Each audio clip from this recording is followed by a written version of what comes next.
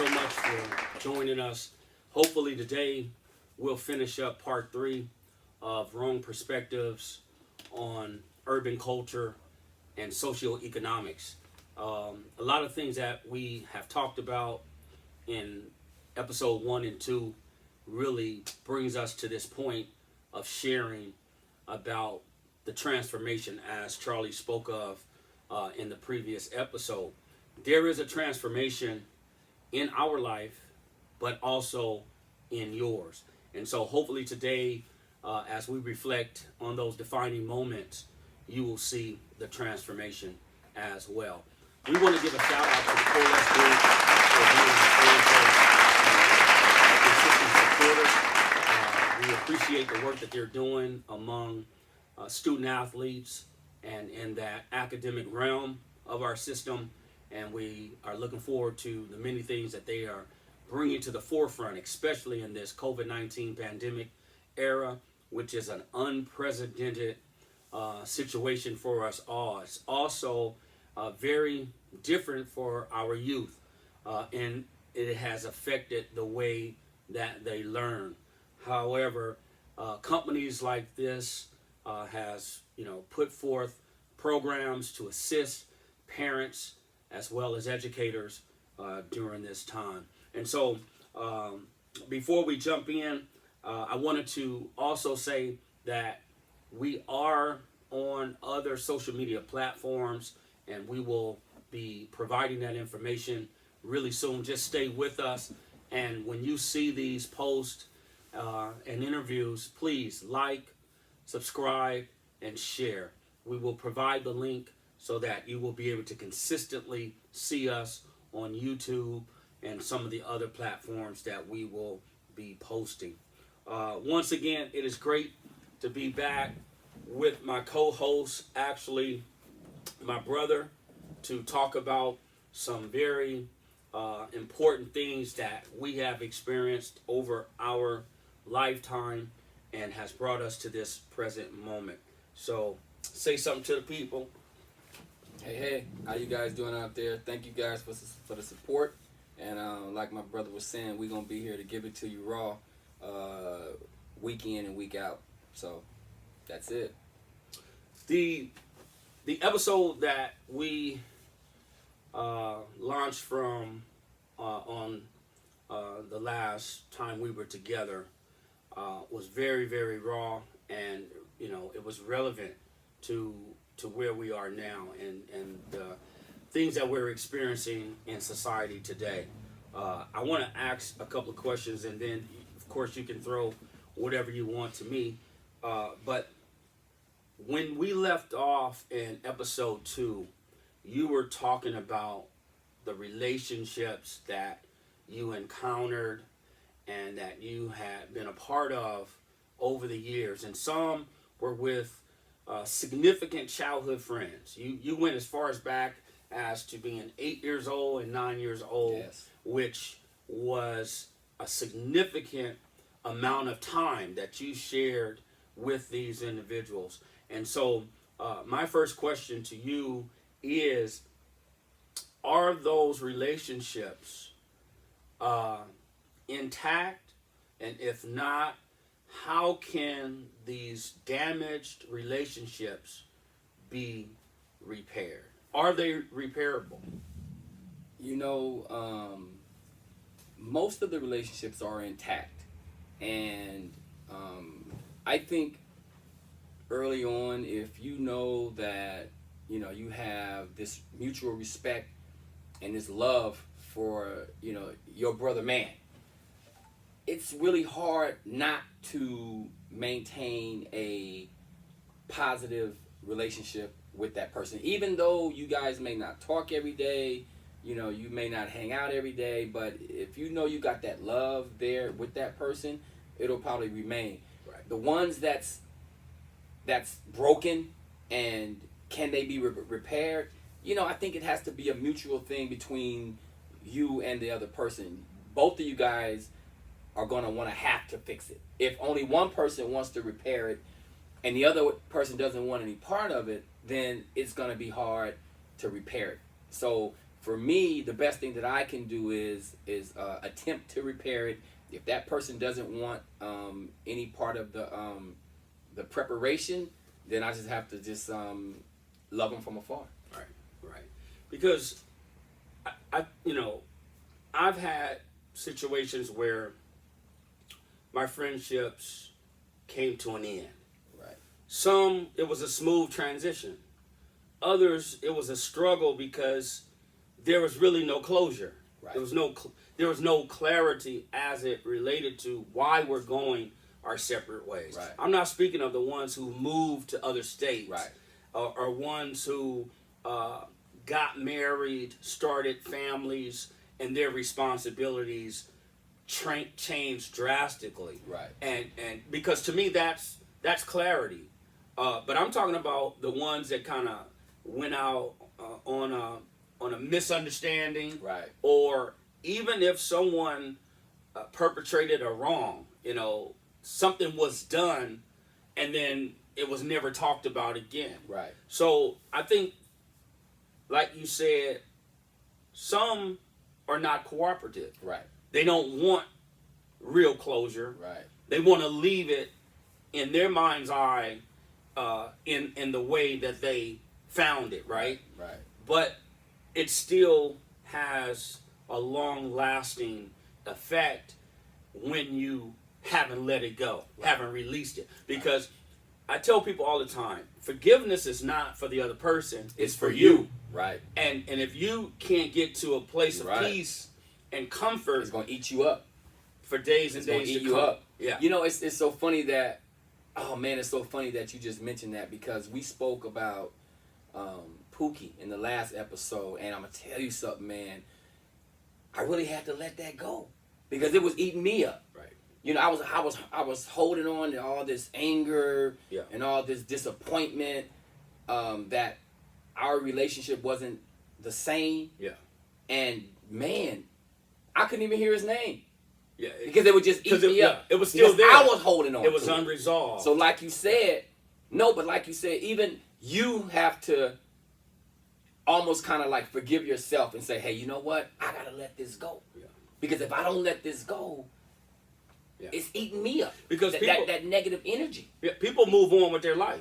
People move on. And you can't expect anyone, not saying that you specifically, I'm saying we can't expect life to stop where we are because we are stuck there and other people are moving on, because at the end of the day, you're going to have to move on in a lot of capacities, or you're going to suffer the consequences. Do you remember when we were, we probably were maybe middle school and maybe even younger, but Mom used to tell us this all our lives. It was a few things that she used to tell us, but the things that really, really hit home that she used to tell us is, she used to always tell us that we're all we had in terms of brothers. Yeah. She always made that a point. That was y'all all y'all had.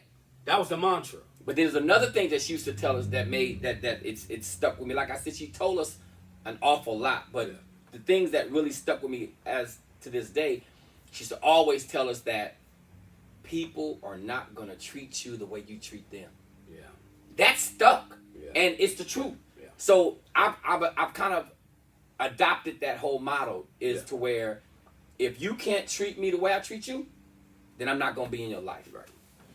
I think that speaks to where we are now globally, especially as in the United States as a nation, the inequality. Yeah. That's the main word that's emphasized in all of this that we're experiencing today is inequality. Yeah. And I know that, it's been pushed on the line of Black Lives Matter, and I'm all for Black Lives Matter. Right. But I believe overall all lives matter. Right. But I think the emphasis is take a look at where we are as Black people, urban people in America, and see if we're significant in this equation. Yeah. And that's what Black Lives Matter is really all about. They're saying, no, take a look at us. Yeah. Do we matter? Right. Does our situation and position matter? Does it matter that we're chasing equality after 500 years of being enslaved, like it never happened. Yeah. So to have inequality means that we were cut out as a people to have access to what everybody else is having. Yeah. So I get that, and it stems from how are we going to process this as individuals as well as a corporate people.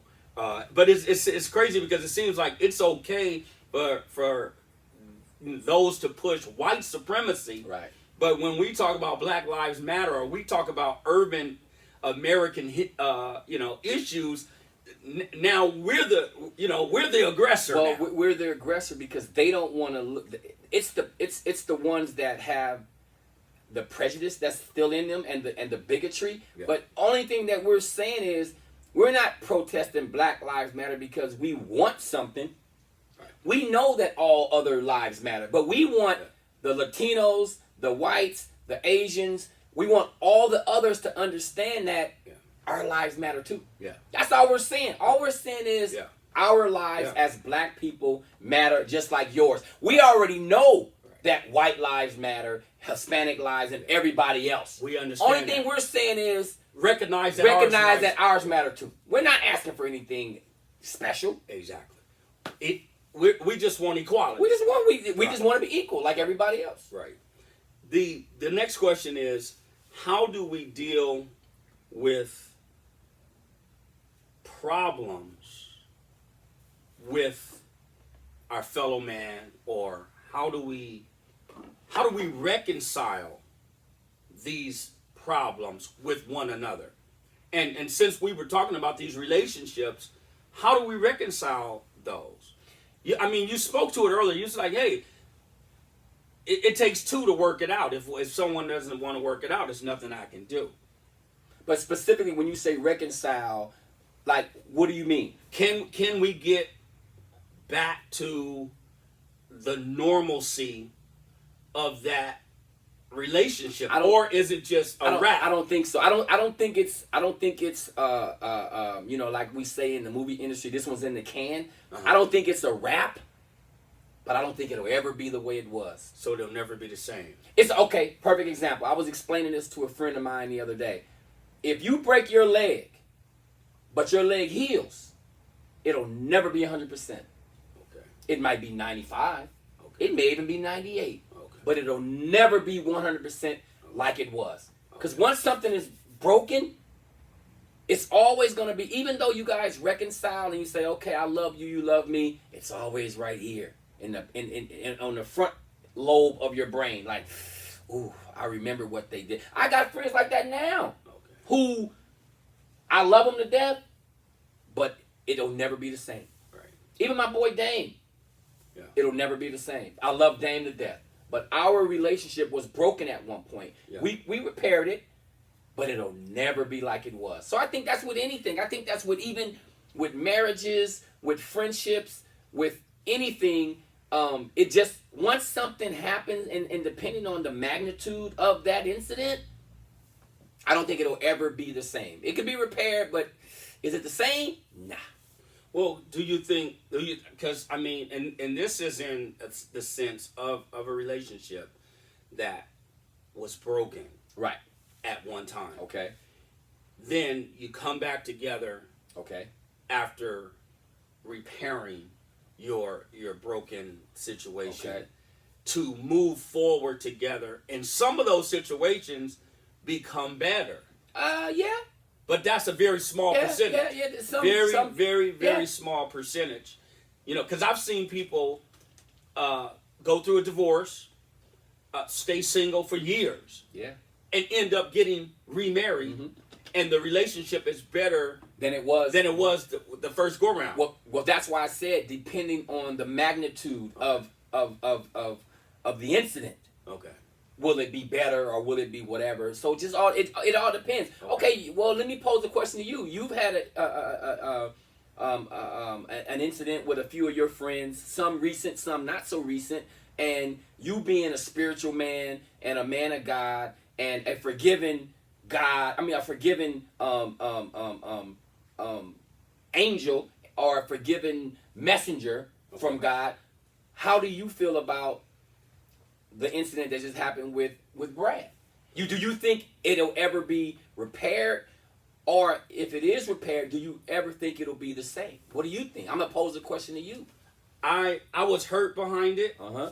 I thought it was reconcilable at that time because I thought it was just a difference in choice. Right. You know, you preferred one particular presidential candidate. Right. And I prefer prefer the other. So I thought it was that simple. Okay. But then I started to analyze it through my pain. I had to process it through my pain.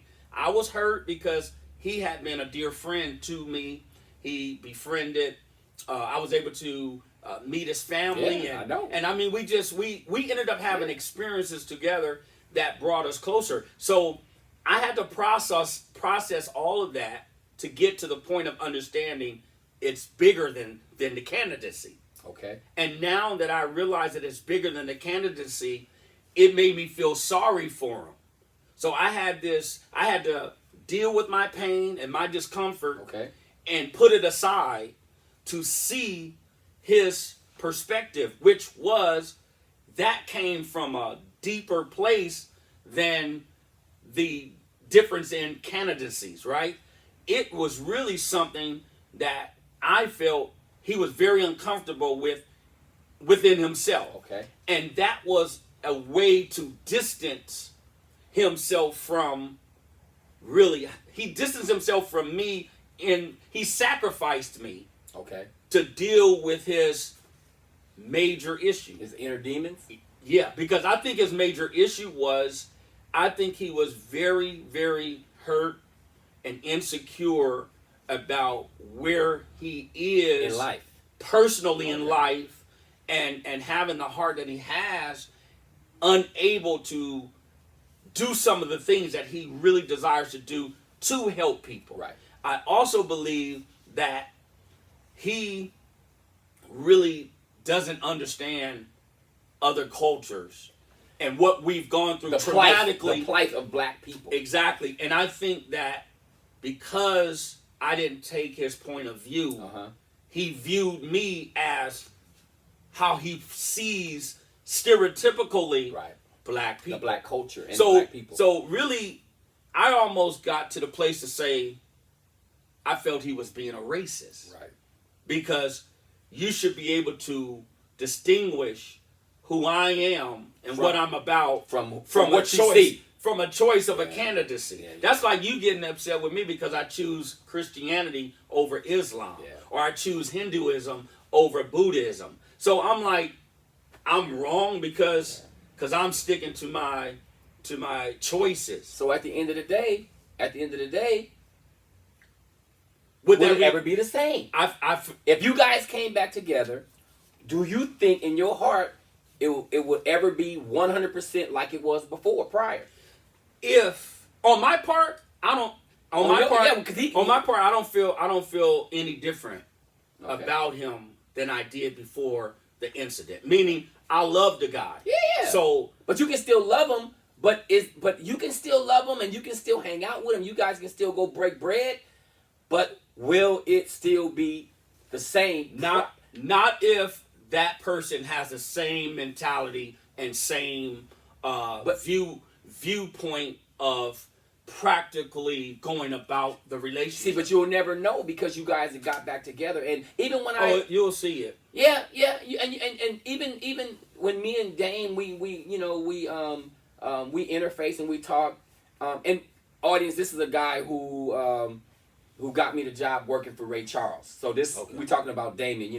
We used to be one of my best friends, and I still love the guy. Yeah. But even when I'm with Dame, it's almost like I forgot everything that happened with our relationship, and our relationship is not as close as it used to be. But I still got that love for Dame. But I also know that our relationship is not the same. We don't hang out as much. We don't talk as much. He don't call me as much, and vice versa. So the relationship is not the same. Right. And you're right. Every situation is different because, like I said, if he wanted to be friends again, right, the way that we were in the past, I'm open to that. Right. So therefore, I'm willing to try again. Right. And if it deems that, no, it's not the same because somebody held on to how we got separated. And that's why I say that's what makes it not the same. But knowing you, and I know you, and then after this, then we can just move from this topic.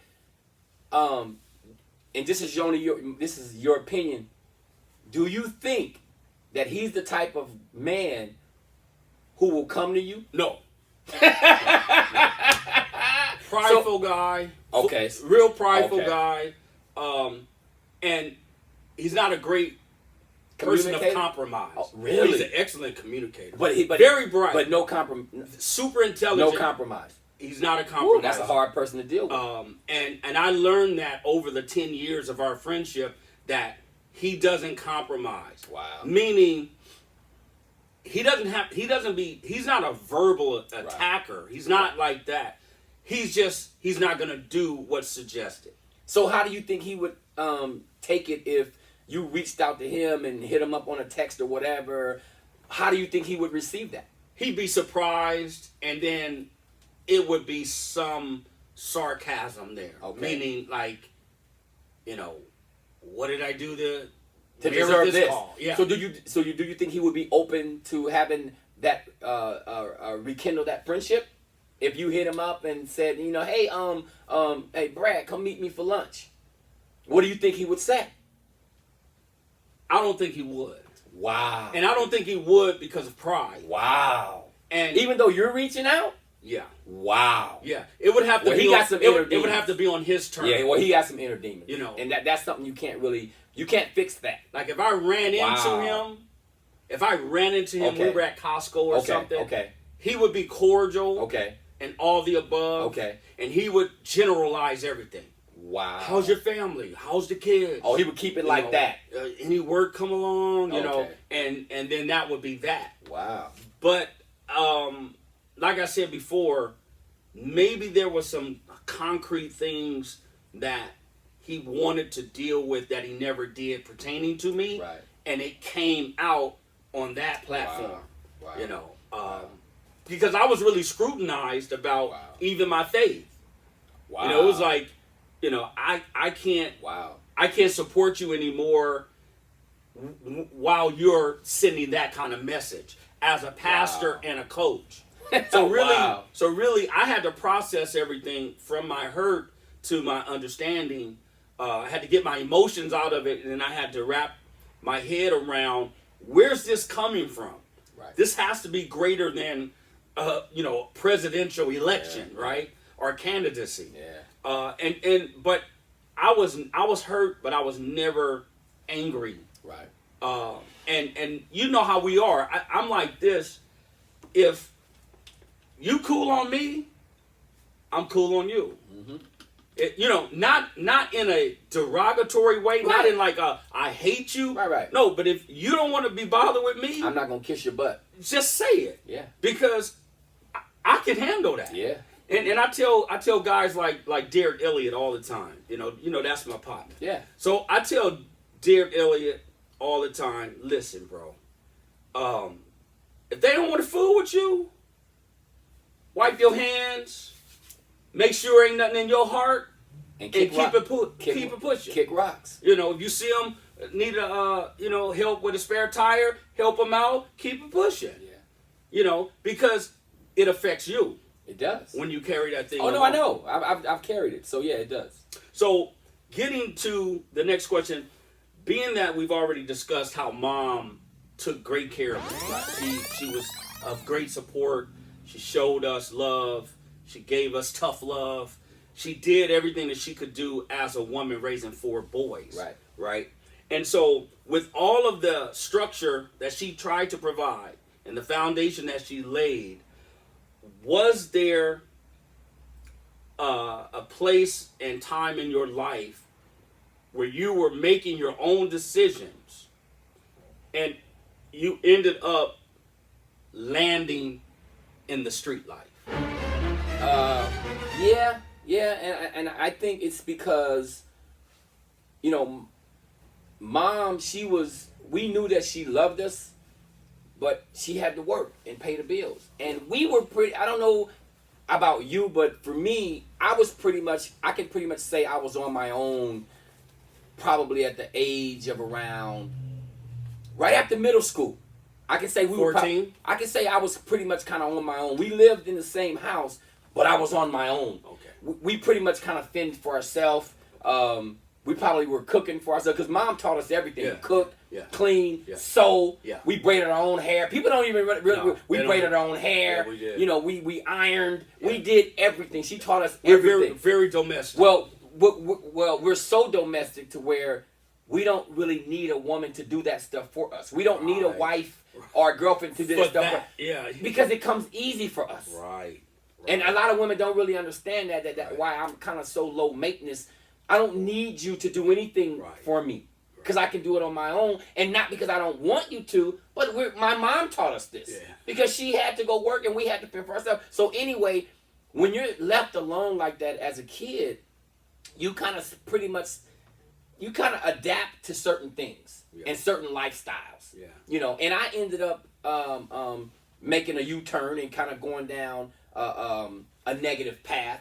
You know, and we all do in life. We go down negative paths. Some of us do, some of us don't. But I ended up going down a negative path and ended up getting in the streets a little bit and had some run-ins in the street. So What kind of things were that? What? Because I know street life right. isn't everything that TV projected to Right, be. right, It's right, not right. all that we see in the movies with Nino Right. Brown and all those people. Right. But inner city life consists of a lot of things. Inner city life consists of being a gangbanger, which I didn't get involved in. Inner city life consists of it could be from you stealing Yeah. to you out there hustling Yeah. to you out there just getting fast money. Let's just say fast money. So let's just say I was getting some fast money, and I had some run-ins, and I can only speak about the run-ins that I know that's been documented run-ins. Yeah. But I actually was out there getting some real money, hustling. And Yeah, I heard you was balling. yeah,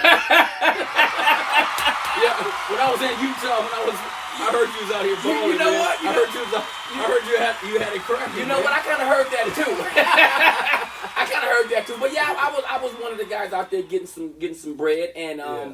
but you have to understand, if somebody would have given me a manual Okay. and said, okay, these are the things that's going to happen to you by being out there in the streets. And like I said, I already spoke about the specifics about what the streets mean. It can mean a lot of things. If somebody would have said, okay, you're going to jail, you're gonna get robbed, you might get killed, you're gonna have some run-ins with some real bad people that want to kill you. Yeah. But if someone would have gave me a list that said this is guaranteed that's To gonna happen. happen to you, I would have never got involved with it. Because you had some success. It don't matter. You didn't have normal. And then, like you said, you didn't have a guide. Therefore, how did you get to that pinnacle Listen, having of success, having that success means going through a lot. Means, like I said, ducking and dodging bullets. I've been shot at. Literal. I've been shot at right in Inglewood. And EJ can attest to this. Had some bad guys come to get me at the car wash. Some real bad guys. Yeah. Had an incident in an apartment I lived in. And all this is in our young adolescence, you know, from What age? How old were from you? like 19 years old to Okay. probably like maybe not even 22 yet. Okay. All these bad things that happened Young. in a short period of time. You was off in college when all the bad stuff was happening. But you know, I was in an apartment in Hawthorne, and a close friend of mine, you know her and I know, I ain't gonna say her last name, but I was in an apartment when she came to visit me, Kim, and that apartment had gotten, well, prior to the apartment getting shot up while I was in it, I got robbed in that apartment. Wow. I got set up by a female. Right. And she opened the door and some bad guys came in and robbed me. Wow. Thank God they didn't kill me. Yeah. Right. But right. 2 weeks later, I saw one of the individuals in some of the clothing that they stole from me. And that night, they came back to that apartment, and this is no lie, they probably put about a couple hundred rounds through that apartment. Did they? That apartment was so spliced up like Swiss cheese. When the Hawthorne police came, they was like, man, who did you make mad? Right. That's how bad. That's how much. Oh, it was so bad. So they were saying in so many words, we should have laid this dude down. Pretty much. The apartment was, they Swiss cheesed it up so bad. When I finally got up and got him out of the bedroom and opened the door. Oh, you was in there. I was in there, me and the female. The apartment looked like it was set on fire. That's how much gun smoke was in the apartment. But these are some of the things that you're going to have to go through out there getting fast money. You're going to have to do it. And like I said, it goes back to what I said. If somebody would have given me a manual, it would have never happened. Let's fast forward to the early 90s. Had another incident where I was living in Beverly Hills. And here we go, bang on the door, and bam, you know, you got the feds and the DA or whoever else in my apartment asking me, where's this and where's that? So, I mean, these are things that's going to happen. Yeah. You know, thank God that, like I said, thank God that with all that, I never got killed. Right. Yeah, you're still here. I never got killed. I never got killed. But when I left off, that was kind of the beginning of the end. When the incident happened in Beverly Hills, that was kind of the beginning of the end of me saying, okay, this is my departure. Okay. Yeah, this is my departure. So that was a turning point. That was a turning point. Okay, let's rewind just a little bit, knowing that, and like you said before, and this was off camera, you were saying that it was really no success. It was a negative involvement. You're not glorifying it. No. You wouldn't recommend it to young people that might be listening. Hell no. You know. Okay, so we understand that you knew going in that this was totally against your foundation. My morals, everything. Okay. I did know that. So now going into this and learning these experiences as you went, did you have an end goal? What was your reason and your purpose to get involved in that way? But look, you were oblivious to jail. I was. People after you. I was. You know, even death. You were oblivious to that, so you were like this young, courageous guy that was, you just had your eye on the prize. Listen, let's just say my best friend, I ain't gonna mention his name, but let's just say he drove a big blue Mustang. And he kind of got involved. Okay. And he was my best friend. Yeah. And then he kind of proposed the question to me, like, hey man, you know, maybe we should just do this. I only got involved just to make a couple extra bucks. I was working. He wasn't no tough guy like that either. No, I mean, he grew up. He had parents. He grew up with a mother and a father. Exactly. He grew up with a mother and a father. He was. Always solid. He was a good dude. He was always solid. He was a good dude, and he was a good dude to a lot of people in the neighborhood. Yeah. Up until whatever. But anyway, he was a brother to us. Oh man, come on, man! This dude was a great guy. This dude was a great. I mean, despite of how he defected at the end. Yeah. Can't nobody say that he wasn't a good dude. No, they can't. He was a solid dude. Yeah. But I kind of went into it, man, just to make a couple. Because I was working. I was working for a roofing company. Well, you know, been working since I can remember. Yeah, and he was like, "Oh man, maybe we should do this." And like one thing led to another, and we looked up. Me just starting off small, and I looked up, and it was just cracking. It was. But you know, in that era, because you're talking about mid 80s to early 90s. Yeah. So we already know by 86, 87, the floodgates was open. Woo! I'm hearing all this stuff in Utah. Yeah, right? when you were in college. I'm trying to wrap my head around everybody having their involvement in the streets, and I'm blown away by just the idea of some of the names that I'm hearing. Yeah. And then yet alone, I think I came home for Christmas. Right. And you took me to Westwood. Yeah. And of course, the guy with the blue Mustang was there. Right. And, these are guys these are our brothers. Yeah, he's like his family. So you showing me a good time, and we're all out. And then I'm looking at the toys out here. I'm like, wait a minute, So I don't know if you remember, but I remember, the person saying something to you on the order of what you guys needed to do later on or tomorrow, and I turned to you and was like, bro, you out here? Right, I remember that. I remember that. Because I was shocked, and I Yeah. was, I didn't know how to Yeah. process it because I'm like, that was far from who we were. right. But it's so funny because you say that you came home from college and you were like whatever, but that stronghold of the 80s and the 90s was it was so much of at a epidemic proportion where everybody was getting involved. Yeah. And it was easy and fast. You kind of got involved. Well, I did. I mean, how do you come from I did. coming home from college to dibbling and dabbling? I mean, where? Matter of fact, because you know what? I never knew. Okay, Where did it even start with you? Before That's I, crazy. Before I answer that, let me get you to answer. What was your end goal? My end goal. Did you have a vision? Did you have a I didn't. What was your mission? I didn't. Okay. I was just making money. Okay. And I didn't have any guidance. If I would have had some guidance from an older person or even someone who kind of knew that game, like I just told you, this thing ain't no manual. Right. Ain't nobody. You can't learn it in college, and it's too late to start. Right. It's not gonna happen for you, bro. They don't teach this in college. Right. They don't teach. You gotta learn as you go. Yeah, With the hiccups upside the head. And then we never changed our environment.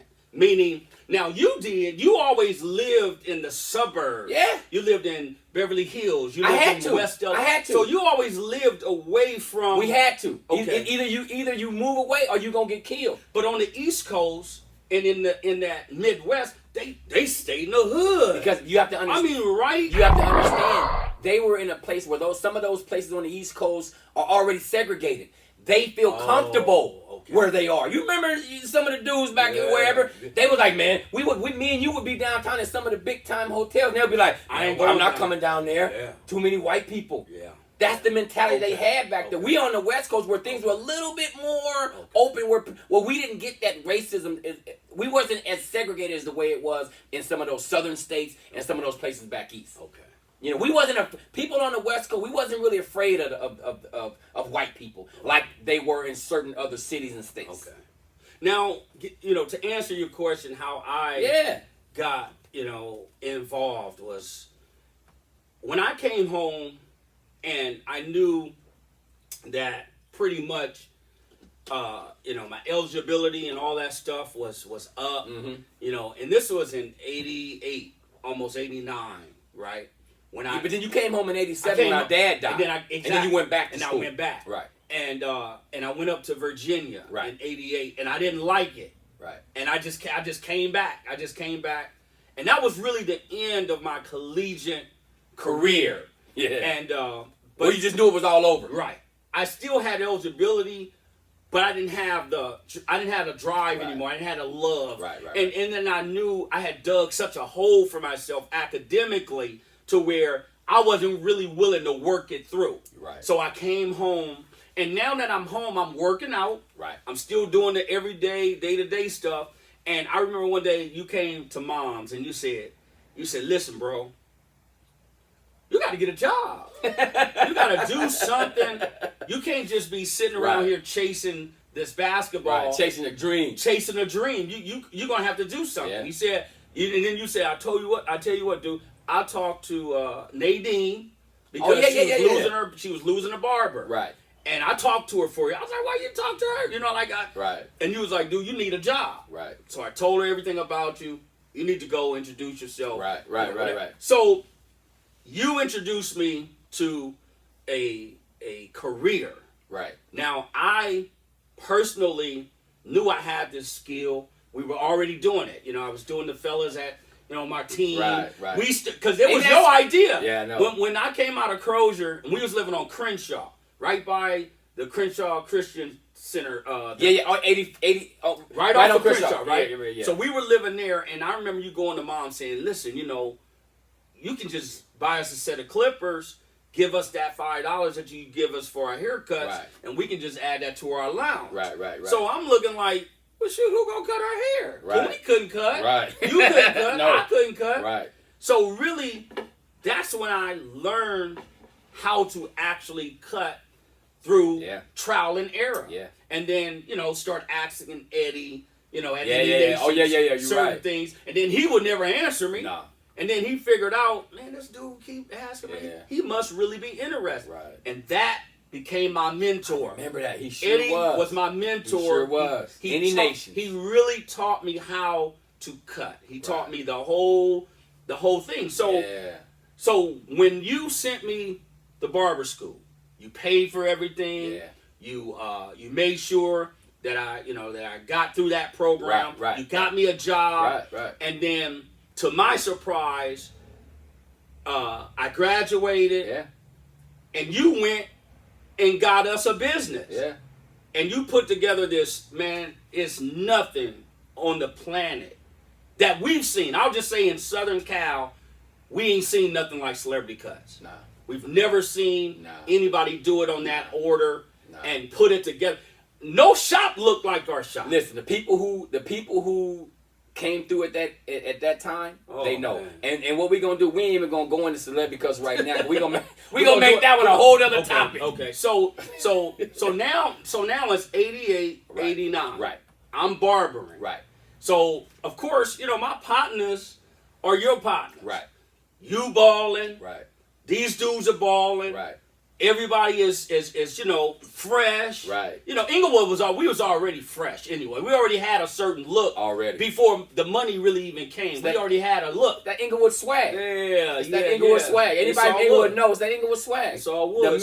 The men and the women. It's the Inglewood swag. So and then people rant and rave about Westchester High having all these pretty women. Yeah. They was from Inglewood. They was residents of Inglewood. Pretty much. Going to St. Mary's. All of them. You know what I'm saying? So going to Sarah, Bernard's, St. Mary's, St. Michael's. Man. Yeah, they were part of Inglewood. Yeah, a lot of them were. So to answer that was this. I started to look around and say to myself, I want to be an impact. Right. Because when I was in school and pursuing athletics, I didn't really have people thought I did. I didn't have a vision to go pro. Right. I had the skill. I believe I could have been a pro football player. Right. I really believe that. Oh, I believe it. In my heart. I could have been a pro football player without a doubt. Yeah. Basketball was different because I was small. Right. And you had to be very, very unique. You had to be right timing. But I was good at that too. I know. So I'm thinking, I'm going to go pro. I'm going to help my community. Right. I'm going to build my pastor a new church. Right. I'm going to build mama a house. I'm going to take care of my brothers. We going to roll. We going to ball. This is this is what I'm thinking. Yeah, but it's not a vision because I probably didn't really believe that I could get there. Yeah. But I worked out like a horse. I know. I dedicated all this time. But when I started to think I missed my opportunity to do it as a professional athlete, I think I can get in these streets and finance my own vision. Right. So when I got involved in the streets and started to get really active out there, and see, I didn't start off like the average guy. Right. I started off on the top. Man, on the top. My first encounter was like, really, really I know. At a responsible, high level. Basically, this is how your first thing was. You skipped college to get your BA, then you skipped graduate school to get your master's degree, and you just went right into just being a doctor. Exactly. That's the kind of the scenario. I know. I went from high school to a doctorate, right? I already know. In the streets. Yeah. And then I wasn't really confident in it. Meaning, I didn't want nobody to know that I had this involvement. Yeah. And a lot of people really didn't know because they kept saying, I'm so proud of you. You didn't do like your friends and like your brother and you was your own man. Yeah. And really up until that point, I really didn't do what everybody was doing. I know. And then you guys always encouraged me not to. So there was a thing where you didn't approve of it. Nah, not at all. Pooney didn't approve of it. No. Same thing with gangbanging. Yeah. Pooney was like, y'all ain't gonna be a part of this. Right. And he made sure that we weren't. Right. And when Pi got involved in it, that hurt him, but at the same time, he was away. Right. So he really couldn't. Nothing he could do. Yeah, because it's all about numbers. Yeah. When you get in that clique, it's about numbers. Yeah. The more, the merrier. Yeah. Especially if you with it. Yeah. So I knew that you guys were not, encouraging we weren't me to big do it. fans of that. And then the guys that was closest to me was Chili, Right. E-Bone, Right. Derek Elliott, Right. of course Junior Elliott, rest in peace. Right. Sean was always just aloof. He was always doing his own thing, even though we were a brotherhood. The Elliott brothers, you can't say Inglewood without saying the Elliott brothers. Of course, right? of course. But then now my immediate buddies, they rolling, dude. I know. PJ, I know. PJ, I'm coming home from college. It's either you taking me to eat or taking me shopping or PJ. Yeah, I know. He's coming to get me. Yeah. Van's coming to get me. Yeah. Bone is, all these cats is coming because we partners, right? Yeah. And it wasn't like they were saying, I'm gonna introduce you to the life. Right. They were saying, is this what we do?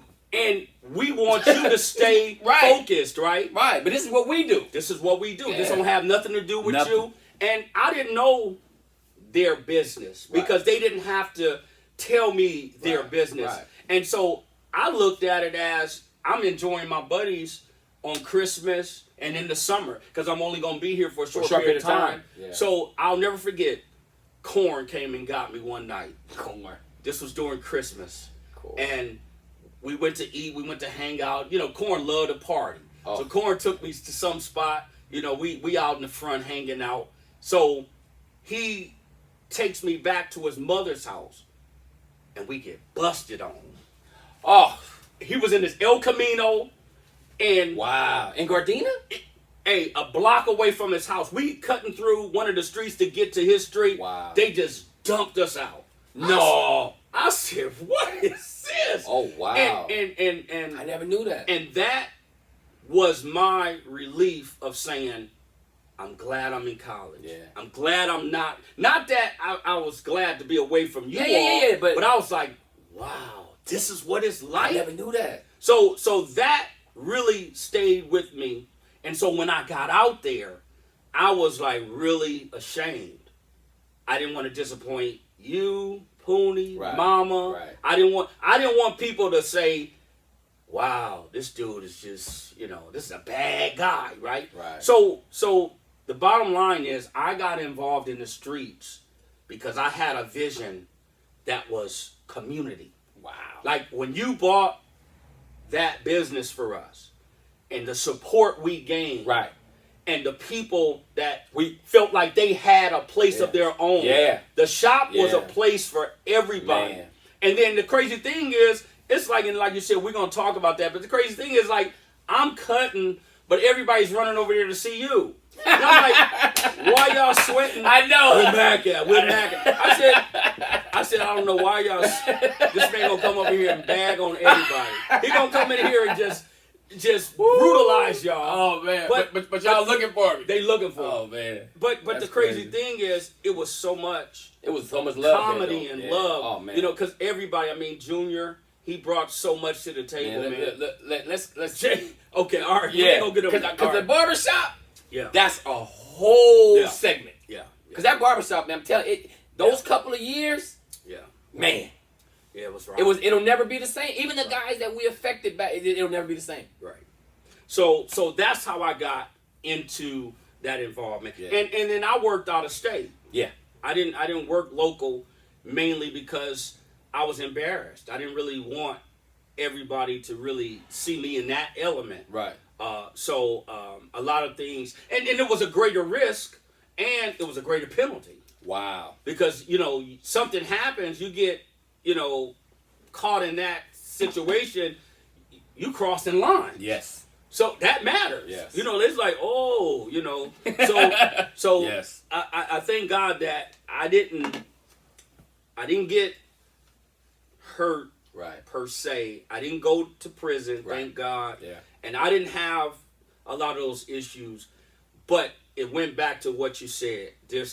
It's inevitable. There's Oh, you gonna get three things that getting can happen. It's coming. You're either going to jail, you're gonna get killed, Yeah. or you're gonna lose it all. Yeah. You going to the cemetery You go. It's gonna happen, man. Yeah. You're gonna lose. And when you're really in it, it almost happens to you all the time. Yeah. Quick story before we end. I remember it was one day. It was me, and I think it was Roger. It was me, Roger. I think Ronald was there with us, and Pi. Okay. And we went over on the east side, and that's when Pi was over here doing his business on the east side. Yeah. So this is when we looking for a dice game anywhere. Anywhere. We be in church like, man, what they hit?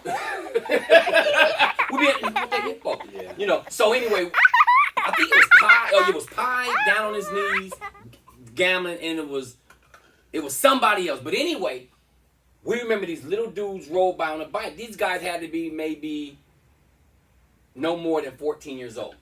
One guy on the bike, the other guy on the handlebars. Mm-hmm. They pedaled by. But this is how that intuition is when you're in the streets and you're in the game. I'm looking at these little youngsters. I'm looking like, what these little dudes up to? So they pedaled down the street. They went down maybe about 50 yards. Dude, they jumped off the bike and started dumping. They start shooting at us. What? Yeah, man. Look, Pi was 280 pounds. This dude jumped up and ran quicker than me. We taking off running. They shooting at us. Wow. And nobody got hit. But those are the things that you're going to encounter, man. Yeah, and it was crazy because I said, man. No, you're right, because I remember being out of town and I'm with the guys. Yeah. I leave, everything checked out good. Right. I leave. Right. I go back to my hotel. Right. I jump in the shower, get me some food. I'm in front of the TV. Oh, I remember that. Newsflash. I remember that. Local guy in a gun battle with the cops. housing authorities. Yeah. One man found dead. And it was him. 2 injured. Yeah. And arrested, right? Yeah. And it's the guy. I know. I remember that. He dead. Yeah. Youngster. Just seen the guy less than 35, 40 minutes ago. Youngster. I think he was 16. Yeah. He was young. Yeah. He could have been 17. But that's how it is. It's the difference on, in certain coasts and other coasts. It's just a difference. Wow. The ghetto in New York is the different ghetto in LA. Wow. It's a different ghetto. Wow. And you've traveled back east. Yeah. And I've been back east. I've lived back east. I was just there in my favorite city in last February. I was preaching. And you can attest to that. No, but you can attest to that. I was preaching, but those black people in New York or in Ohio or in wherever else, they're different than us. Yeah. We're all black, but their struggle of poverty is different than our struggle of poverty. Right. Their hustle in the streets is different than our hustle. What's New Jack City? They don't hustle like that on the West Coast. You take over a whole building and you. Yeah. They don't hustle like that on the West Coast. No. Dudes out here on the West Coast is curb serving. I know dudes that curb served and made $100,000 in one night curb serving. Right. They don't curb serve like that on certain coasts, man. No. The hustle it's different. The hustle in Virginia, the hustle in Baltimore, it's different than the hustle in Inglewood or Watts or the Pueblos or the